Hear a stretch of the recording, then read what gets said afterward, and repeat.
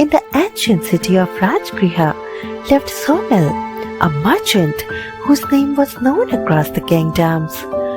He owned warehouses filled with silk and gold, ships that sailed far seas, and servants who waited for his nod. But every night, as the city slept, Somil lay awake. His heart pounded for no reason. He felt a heaviness in his chest, like a weight no treasure could lift. One morning, he confessed to a fellow trader, "I have everything, yet I feel nothing." The trader whispered, "Go to the Buddha. They say he heals wounds you can't see." Somil found the Buddha under the shade of a Bodhi tree. He bowed respectfully and asked, "Master, I have more wealth than I can spend in 10 lifetimes. Yet I woke up empty. What is wrong with me?" The Buddha looked at him and asked a strange question. "Have you ever eaten when you were truly hungry?" Somil laughed nervously. "Of course, I eat every day." The Buddha smiled. "No, you eat because the hour tells you to.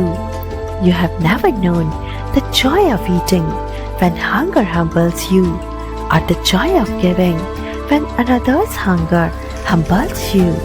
The Buddha invited Somil to walk with him to a nearby village. The path was long, the sun high, and the dust clung to Somil's clothes. Hours passed, and his stomach growled.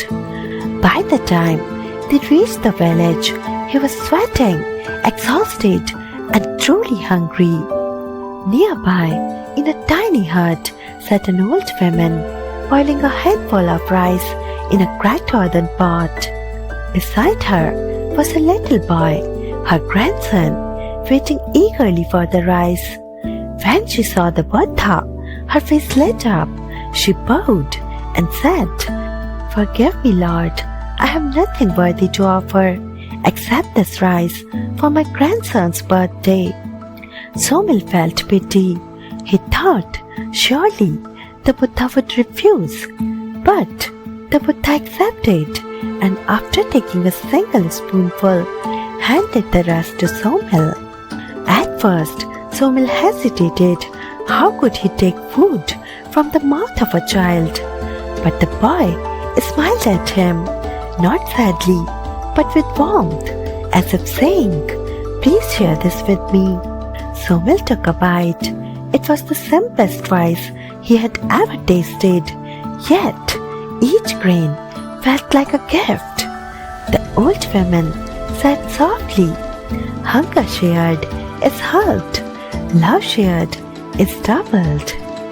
As they walked back, the Buddha said, "Somil, your wealth fills your house, but not your heart. Happiness does not come from having more, but from needing less. The emptiness in your heart is shaped like kindness, and only kindness can fill it." That night, Somil gave away half of his gold to rebuild houses in that village, and for the first time in years, he slept peacefully. Friends, most of us are like Somil.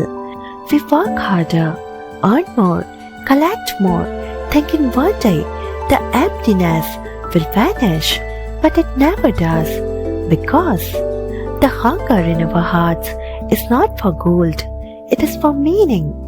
We live in a world where we measure life by what we keep, but the truth is, life is measured by what we give away. The smile you bring to someone who had nothing, the meal you share with someone who had none, the time you give to someone who only wanted your presence.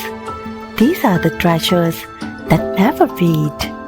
Either you can spend your life chasing what fills your hands, or you can spend it creating what fills your soul.